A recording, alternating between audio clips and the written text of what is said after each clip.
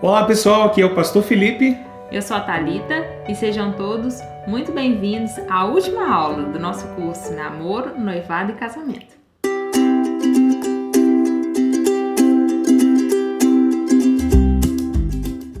Olá pessoal, então vamos começar a nossa última aula, né? Hoje nós vamos falar sobre a espiritualidade do casal.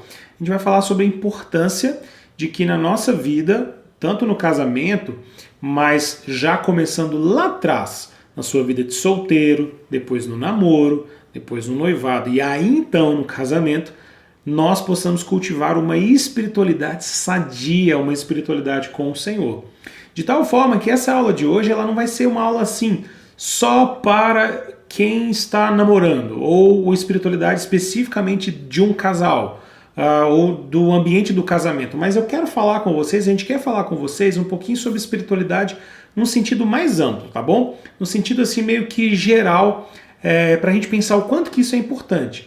Porque a primeira coisa que precisa ficar claro para nós é de que casal nenhum vai ter uma espiritualidade sadia se individualmente nós não tivermos uma espiritualidade sadia. Então por isso que nessa aula a gente quer focar isso no seu coração. Pessoal, olha só, a primeira coisa que vale a pena então a gente entender é de que não é possível a gente viver uma vida cristã sadia sem nós dedicarmos tempo para a devoção a Deus. Não é? Um momento devocional, então, individual é muito importante. Sem dúvida. Ter um caderninho de anotação, um caderno de oração, é um hábito sadio.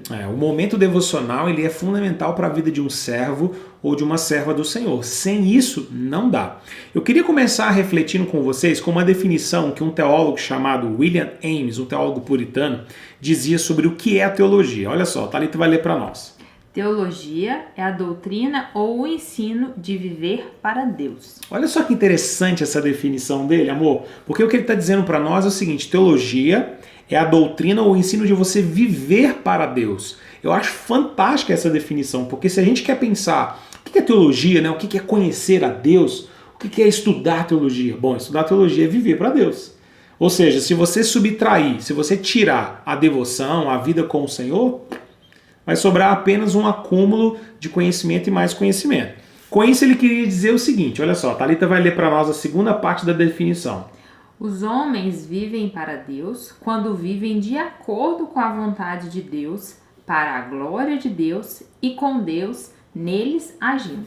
Não é maravilhoso essa definição? Ele está dizendo, olha, a gente vive para Deus quando a gente vive de acordo com a vontade de Deus, que é o querer dele, né? Sim. A palavra. Quando a gente vive para a glória de Deus, que é o louvor ao Senhor, né? A exaltação do nome dele. E quando a gente vive com Deus agindo dentro do nosso coração. Sim.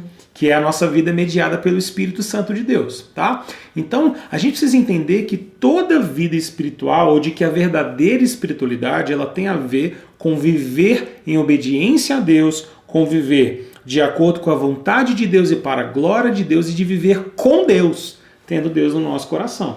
E se a gente não tiver um tempo devocional de qualidade, esses requisitos todos a gente não vai conseguir de uma hora para outra. Se a gente não tiver vida de oração, né, vida de leitura da palavra. Intimidade com o Senhor, né? Então, se nós não buscarmos ao Senhor, nós podemos então nos tornar pessoas que falam a respeito de Deus, mas que não o conhecem verdadeiramente. Eu gosto muito também de uma frase que ela é citada pelo John Piper em um sermão dele.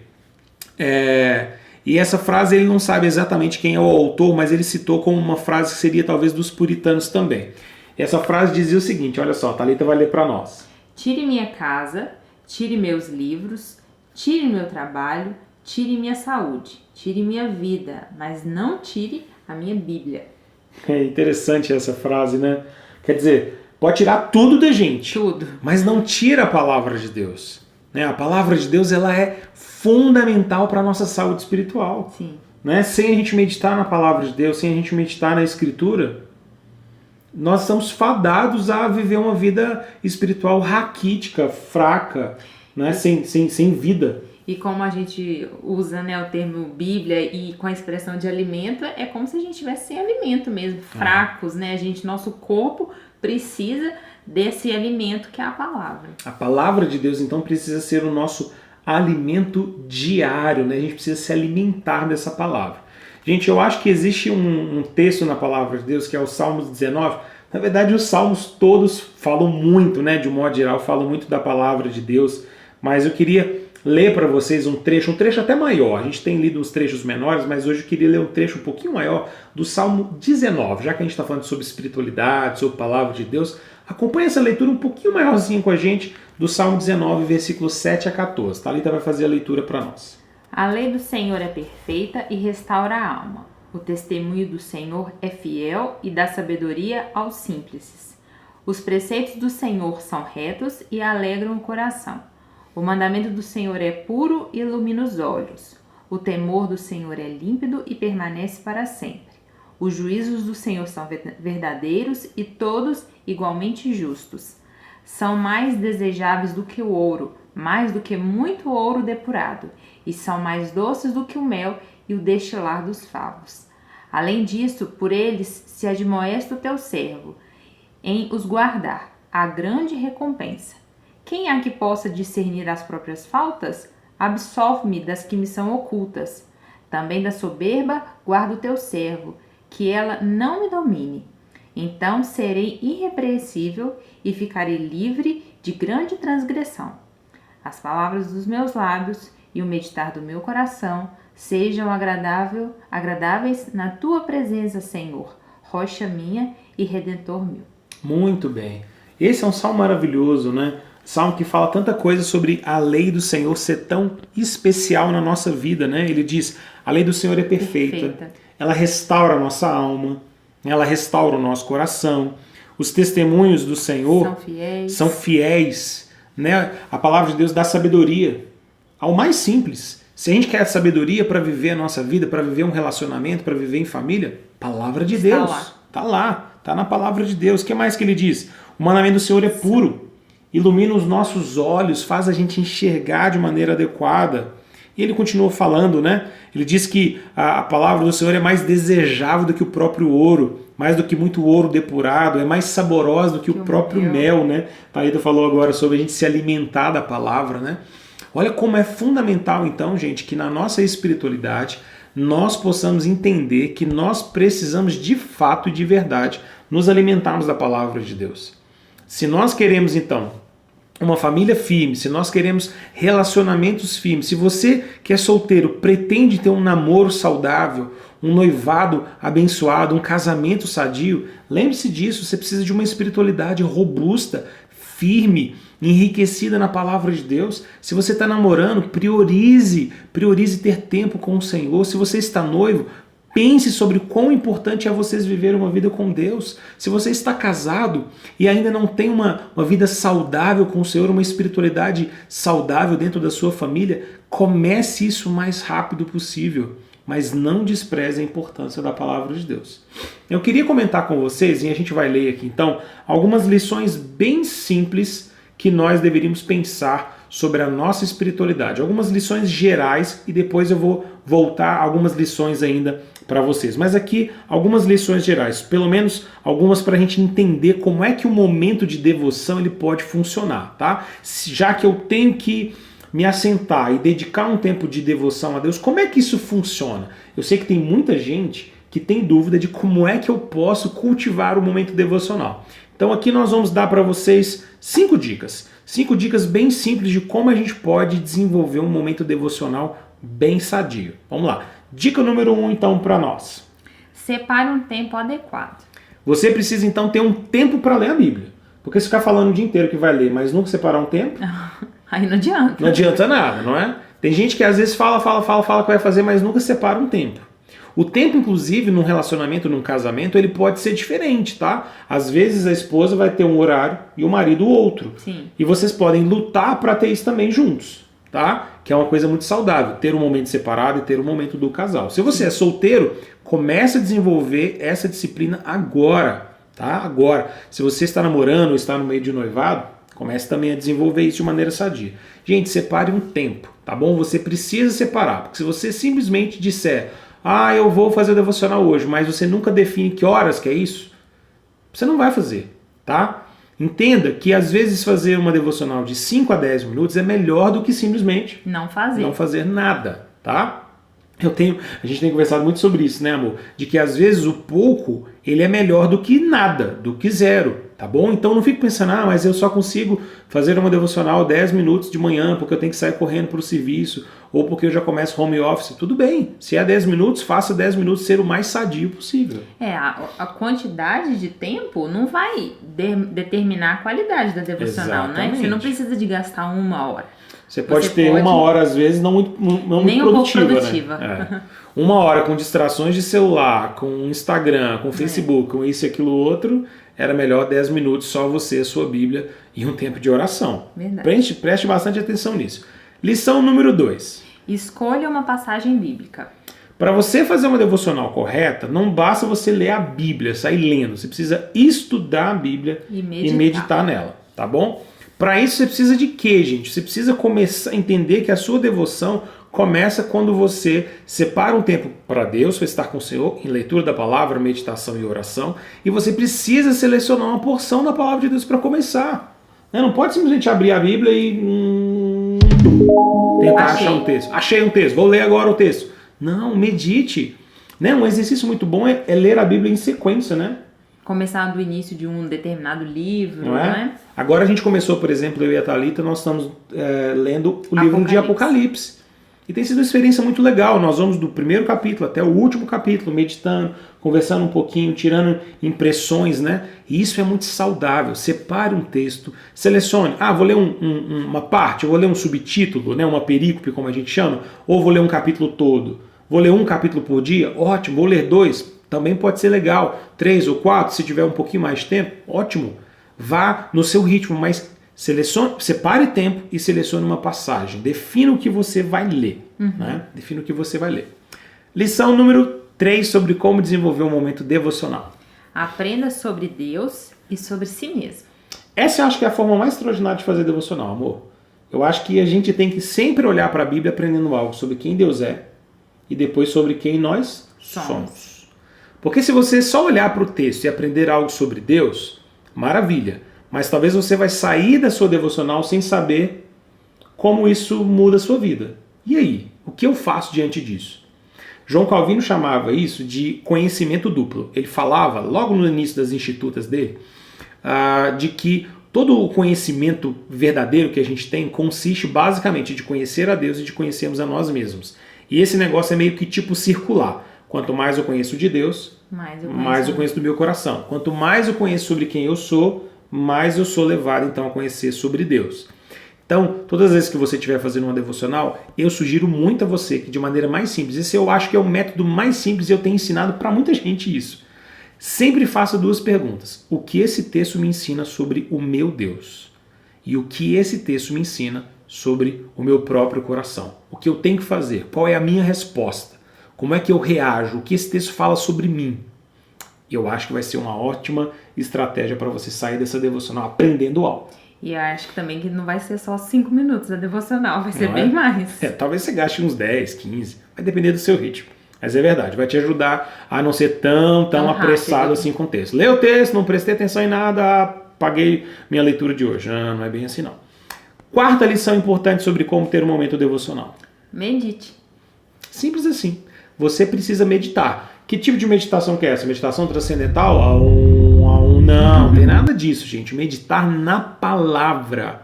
Meditar na palavra acho que a melhor ilustração... O que é meditar na palavra? Meditar na palavra acho que é a melhor ilustração. Ela é meio nojentinha, mas eu acho que vocês vão entender. Meditar na palavra é a gente ruminar a palavra.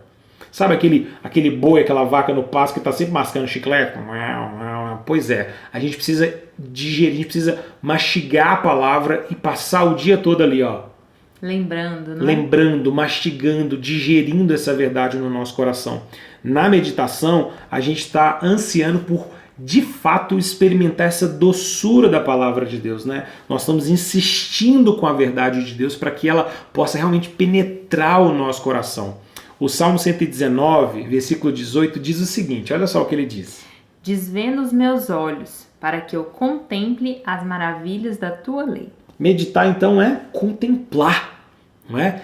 É olhar para as maravilhas da lei de Deus, da vontade de Deus e contemplar isso, querer se alimentar dessa verdade, não simplesmente passar o olho num texto e falar assim, ali hoje marquei um quadradinho de leitura, bola para frente. Não, é muito mais do que isso, tá bom? E em quinto lugar, a nossa última liçãozinha, mas ainda não é o final da aula, a última lição sobre como ter um tempo devocional é... Orar. Ore. Você precisa orar. Olha só como é que a gente começa, separando o tempo, escolhendo uma passagem para a gente ouvir a voz do Senhor através da Escritura, aprendendo algo sobre Deus e sobre nós mesmos, meditando nisso, e aí então a gente responde a Deus em oração. Gente, sério, você pode pensar, poxa, mas esses 5 pontos eu vou gastar 1 hora para fazer isso tudo. Não necessariamente, tá? Não necessariamente. Você pode seguir esse roteiro aqui e realmente dedicar 1 hora, mas você pode fazer isso em 10, 15 minutos, gente. Você pode ter um tempo, mesmo que pequeno, cheio de muita qualidade para você estar com o Senhor. Você pode ler, por exemplo, você pode separar, sei lá, 10 minutos, 15 minutos do seu dia pela manhã.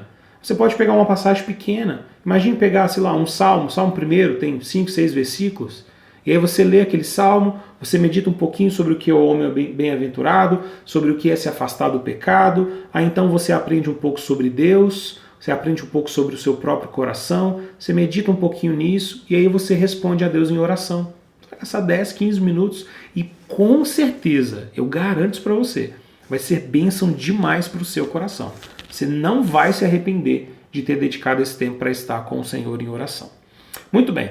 Eu queria partilhar também com vocês agora uma espécie de pontos de um pastor reformado, bem antigo, chamado Matthew Henry. Matthew Henry era um puritano e ele falava algo muito maravilhoso a respeito da oração. A gente não vai explicar ponto por ponto, porque senão a aula vai ficar enorme, mas eu vou citar aqui rapidinho para nós. Olha o que ele dizia. Ele dizia que na oração a gente pode se encontrar com Deus.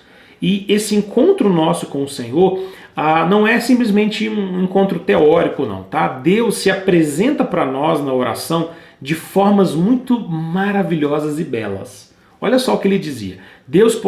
A gente pode se encontrar então com Deus na oração primeiro como um companheiro à disposição. Deus é um companheiro à nossa disposição. Quando a gente ora a esse Deus verdadeiro, Deus é como alguém que se aproxima de nós, alguém que nos ama, um companheiro que está disposto a nos ouvir e nos atender. Além disso, um conselheiro para todas as dúvidas. Sim, porque todas as vezes que a gente se aproxima do Senhor, a palavra dele é conselho para o nosso coração. Não é? Você já recebeu, você já teve momentos assim que você sentiu e creu e leu e falou assim, olha, Deus está realmente me direcionando aqui? Com certeza. Não é? A gente tem vários momentos assim, a gente lê a palavra e fala, Deus, como isso é maravilhoso para o meu coração. Tão atual nesse momento que eu estou passando, e o Senhor está aqui, né? Se revelando a mim. É verdade, a palavra de Deus revelada com a iluminação do Espírito Santo de Deus, é Deus falando no nosso coração, gente. Você quer ouvir a palavra de Deus? Você quer ouvir a voz de Deus? Abra a Bíblia. Terceiro, a gente encontra Deus também como um consolador para as nossas tristezas. Há sempre consolo para o nosso coração nas Escrituras, né? O Salmo, o Saltério, por exemplo, 150 salmos, gente, aquilo ali é um remédio para a alma. Né? É um hospital pro cansado. Tantas vezes que o salmista fala, né, das lágrimas, da tristeza. E como Deus traz consolo, consolo, né? É verdade.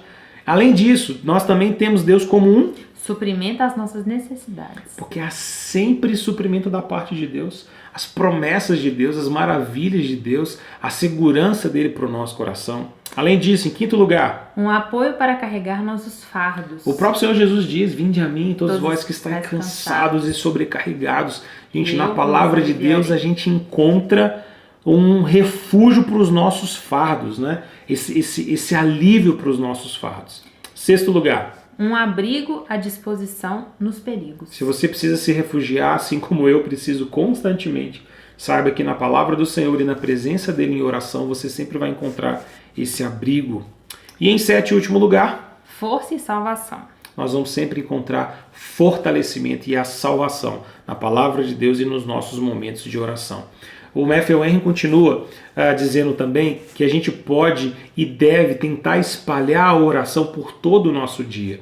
Eu não gosto de caricaturar isso não, porque às vezes quando a gente fala sobre orar o dia todo, as pessoas pensam que você vai passar o dia inteiro de olho fechado ou que você vai passar o dia inteiro de joelhos no seu quarto. Não, não é assim. Eu sei que você tem tarefas do lar, você tem tarefas do trabalho, você vai para a escola, para a faculdade, enfim. Mas pense uma coisa, para que a oração te acompanhe todo dia, ou durante todo o dia, você pode fazer de uma maneira mais simples do que você imagina. Você pode manter um espírito de oração incessante, em que você o tempo inteiro, de maneira incessante, você está buscando o Senhor, você está ouvindo a voz do Senhor, você está respondendo a Ele. Sei lá, imagina, você está indo para a faculdade ou para o trabalho e você simplesmente para ali 1 minuto, 30 segundos e fala: Senhor, me conduza, me guie, me dê direção, me dê domínio próprio. Gente, a oração pode fazer parte da nossa vida o tempo inteiro, tá? O tempo inteiro. E aí, de fato, você vai poder chegar no final do dia e dizer: poxa, eu orei sem cessar nesse dia. Eu não orei apenas 2 minutinhos, não foi só os 10 minutos que eu passei numa sala, foi o tempo inteiro buscando o Senhor em oração. O Matthew Henry dizia o seguinte, olha só, abre aspas. Embora você esteja ocupado com muitas coisas, só uma é necessária: andar com Deus em paz e amor. Tome muito cuidado, gente, para que você não tenha uma vida ocupada demais com tanta coisa e Deus não seja a prioridade do seu coração. Tome cuidado para você não ter um relacionamento, para você não ter um namoro, um noivado, um casamento cheio de tanta coisa que não sobre tempo para estar com o Senhor. Isso é muito perigoso. E esse tempo com o Senhor é o mais importante. Se a gente colocar essas prioridades na frente, o que vai sobrar, né? É verdade. Então agora, para a gente poder caminhar para o final, eu quero deixar para você 3 pontos muito especiais que vêm dessa reflexão do Matthew Henry, tá bom? Esse teólogo que falava muito sobre oração e que tem muito a nos ensinar. 3 lições importantíssimas sobre como a oração pode se espalhar por toda a nossa vida e a gente pode ter uma espiritualidade sadia e que os nossos dias podem ser mais cheios da presença do Senhor. Vamos lá, primeira lição importante. Comece o dia com Deus. Essa é a lição que a gente aprende lá no Salmo 5, versículo de número 3. De manhã, Senhor, ouves a minha voz. De manhã te apresento a minha oração e fico esperando. Olha só, o Matthew Henry dizia que de manhã nós estamos mais livres de pessoas ao nosso redor, bem como de ocupações em geral. Nós temos as melhores oportunidades para estarmos a sós. Não tem nada melhor do que você começar os seus dias com Deus. Você quer ter uma espiritualidade sadia no seu casamento, no seu namoro, no seu noivado ou na sua vida individual, não importa. Comece a criteriosamente, com todas as suas forças, separar tempo para estar com Deus no início do seu dia. Tente priorizar um tempo para estar com o Senhor. Isso vai mudar a forma como você direciona o resto do seu dia inteiro. Segunda lição bem simples. Passe cada dia com Deus. Cada dia mesmo, cada dia, inteiramente. Salmo 25, versículo de número 5. Guia-me na tua verdade e ensina-me, pois tu és o Deus da minha salvação, a quem eu espero todo o dia. Eu gosto muito desse salmo, porque ele ensina para nós nesse versículo 5, a gente passar o dia inteiro com uma expectativa paciente por causa da presença constante do Senhor. Eu espero durante todo o dia no Senhor, porque eu sei que Ele é comigo. E aí então, uma vida de confiança, não é? Uma vida em que eu de fato espero na vontade de Deus e que minha alegria é crer e confiar na providência de Deus. Aquilo que Deus me dará, aquilo que Deus de alguma forma vai me conceder. E eu posso então descansar na providência de Deus. Gente, uma das formas da gente passar o dia todo conectado em oração com o Senhor é a gente sempre ter em mente a importância da providência de Deus na nossa vida. A providência é a forma como Deus cuida de todas as coisas, como Ele governa sobre todas as coisas. Vamos terminar então. Em terceiro lugar, e não menos importante, termine o dia com Deus. Salmo 4:8, salmo que eu amo. Em paz me deito e logo pego no sono, porque, Senhor, só Tu me fazes repousar seguro. Ou seja, agora nós precisamos acalmar o nosso coração diante de todas as tempestades e momentos difíceis do dia, e a gente precisa terminar os nossos dias também com o Senhor. a gente também precisa fechar o nosso dia, a nossa noite, estando em paz com o Senhor. Então lembre-se de no final de um dia, você ter o seu coração voltado para Deus. Isso pode ser uma oração, pode ser uma oração em família. Aqui em casa, por exemplo, a gente tem a nossa prática de fazer nossa oração com os nossos filhos. Normalmente é um culto no lar que nós fazemos com os meninos, às vezes um momento de oração, às vezes um momento de cânticos. É a forma da gente terminar o nosso dia ali dizendo, olha, Deus está no controle, vamos agradecer a Ele. Bom, gente, diante de tudo que a gente falou aqui, a suma basicamente é, você precisa desenvolver uma vida com Deus, uma vida de espiritualidade sadia. E não tem como ser diferente se não tiver oração e leitura da palavra. Leia a Bíblia e faça oração se quiser crescer, não é? Essa é a musiquinha que todo mundo aprende. Então você precisa disso. Individualmente e para o seu namoro, para o noivado e depois para o casamento. E para aqueles que estão casados, invista muito tempo nisso. Porque quando seus filhos nascerem, se o Senhor assim o permitir, você precisará ter uma vida espiritual muito sadia para que você possa ministrar isso na vida deles e semear isso na vida dos pequenininhos também, tá bom? Galera, muito bem, chegamos ao final do nosso curso. Essa é a nossa 8ª aula e a nossa última aula. Mas fiquem por aí porque a gente vai ter mais uma aula bônus. Uma aula rapidinha, mas não menos importante para abençoar vocês e para ajudar a todo mundo com muito carinho. Então, Deus abençoe vocês. Muito, muito, muito obrigado por ter nos acompanhado nesse curso todo. Foi um tempo muito bom, que a gente também aprendeu muito. A gente espera que vocês tenham gostado muito, crescido muito, né? Tanto solteiros quanto os que estão namorando, os que são noivos e os que estão casados. Espero que Deus tenha abençoado muito vocês através das nossas vidas. Amém. Vamos orar por vocês então no finalzinho desse vídeo. Nossa última oração por vocês aqui nesse canal, para que Deus possa abençoar mais e mais a vida de cada um de vocês. Deus, muito obrigado por esse tempo especial. Muito obrigado por esse curso, Deus. Verdadeiramente, quero te agradecer por esse privilégio que a gente teve de abençoar tantas pessoas, quase 300 pessoas participando com a gente naquele grupo do Telegram, muitas pessoas assistindo a esses vídeos. E eu quero verdadeiramente, Senhor, agradecer ao Senhor. Agradecer por cada vida, por cada pessoa que participou até aqui, até o final, e rogar que a graça do Senhor possa ser com cada um e o Senhor possa abençoar, Deus, o coração deles, a vida deles.